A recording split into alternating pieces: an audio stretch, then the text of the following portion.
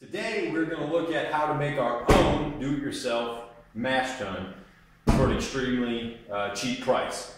Now, what a mash tun actually is when you go out through your brewing process, a lot of people start with extract kits and boiling bag kits. Well, the mash tun itself is a way of getting all that wort without having to add condensed extract. You actually fill a insulated vessel to hold temperature with your malt and your mashing water for about an hour. After that time is done, you're able to drain your wort into your boil pot, adding your sparge water to force that out. Now, you can see online there are mash tuns for upwards of hundreds and hundreds of dollars.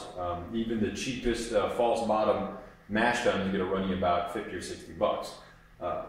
This process, if you're lucky, can run you about $2.50. All you're going to need is a cooler, a large one. This one happens to be a Coleman. It's a pretty good size. I think it was 48. I got this for $19 on sale at Walmart. Came with a bunch of small coolers with it. That was nice. But if you have a buddy or you have an old one of your own, get your hands on the cooler. You're also going to need a 70-cent plastic T-barb right there from your hardware store.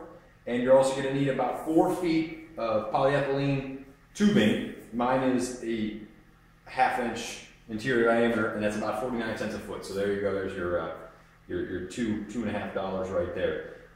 Now the process is very DIY, and it's going to save you a lot of money, but it does take a little bit of time. So let's get right down into it and make our cheap, inexpensive. Okay, so what you've seen I've done here is I've actually attached my tubing to my plastic T-barb, just so I know in reference where my top and my bottom of my tubing is going to be, because we're actually only going to drill holes throughout the bottom of our tubing, and placing that upside down in our mash tun. I've tried the slit method before, and I see that on YouTube, and it's a great method, but what I found is that this tubing is very fragile, and with the slit method it tends to split and break. So I found that using a bit slightly smaller than 1/8 of an inch, drilling around, making sure not to go all the way through just into the center of your tubing, really makes for an effective and efficient mash tun. So let's get started there, going around and drilling our holes to make this false bottom for our mash tun.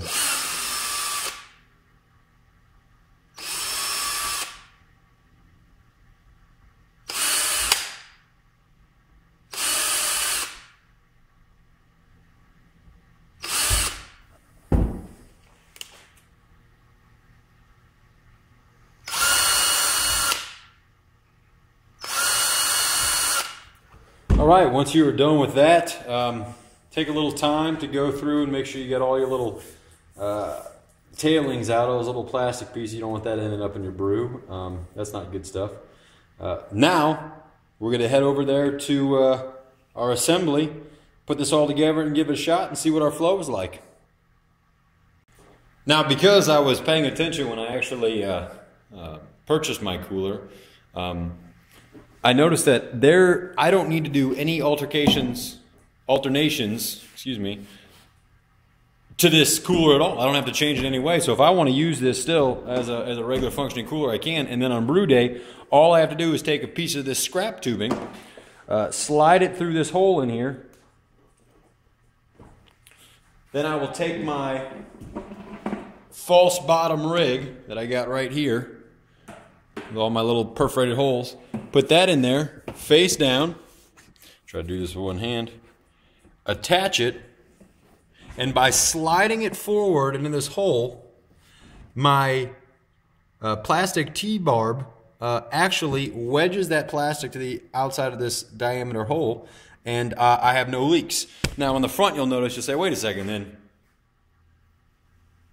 wort's just going to flow out of here because you got nothing on here. This is where you get to make a decision. You get to make a customization choice, if you will. There's a few options. You could buy yourself a longer piece of tubing and have it curl up higher than the bed of your mash. And then when you're ready, you can simply dip that into your brew kettle. A couple more cents to have a longer piece of tube. Over the years, I've actually gotten a little bit more sophisticated in my my setup, and I actually wound up spending about $10 on a ball valve. Now, you do not have to get a metal one. That's not necessary, but I've noticed that this one has worked out great for me, and I have that scrap piece of tubing back there. So my setup actually involves sliding this whole barb in there like this. Nice little twist there. And then attaching my T-barb to the back of that. So I keep it closed whenever I'm ready. I throw my tubing on there. I can adjust the flow of my mash. It's great to have a valve.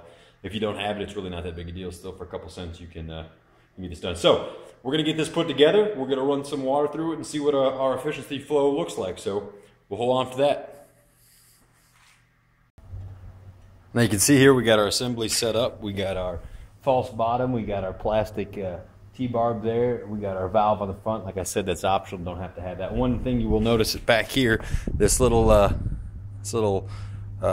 clip thing is I added a hook in the back of mine because I noticed that the tubing sometimes will get air pockets caught in it while you do your mash, and it will float above your grain bed, which you do not want. So I use that little hook to keep it down until I get all that water in there, or excuse me, all that wort flowing through there to hold that down in place. Now let's see how the flow is.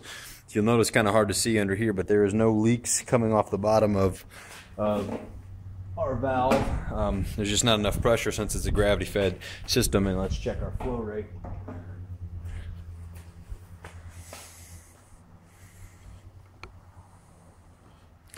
Okay, it's going nice and steady. It's we got about 4 or 5 gallons of water in here. Getting a nice little push on it. It's a nice consistent flow for transferring that wort. You don't want that going too fast and causing too much aeration while going into your brew pot there. So this is a nice way to control and slow down. And the best thing about this system is if you don't like it, you can always alter it. It's not going to cost you a dime. You can pull it out, you can put some more holes in, you can make your holes bigger. You can block some of them off again if necessary. So there that is. That's working right there for under $3, I think, $2.50 or whatever. We not counting the optional ball valve. We have just converted a regular cooler into an efficient, solid, all-grain mash tun. So there you have it, the do-it-yourself, inexpensive mash tun. Now, I have been using this mash tun on all my all-grain brews for the last few years. It's highly efficient, works just as well as anybody else's. Now, this is a new configuration for tubing I put in there, so I might need to make some alterations to that. And if I do, I'll post a video on that. But this is the best way to do it. Save yourself a lot of money. Find out if you actually like all-grain brewing. It's the way to go if you're looking to save some money here and there. It's cheaper to get your materials raw, and you get to control that whole process from start to finish. So I'd like to thank you again for checking out another episode of the Homebrew Handyman. Any questions or comments, please post right below. I'll answer them as soon as you can. Stay tuned. Remember, the best part about homebrewing is doing it yourself.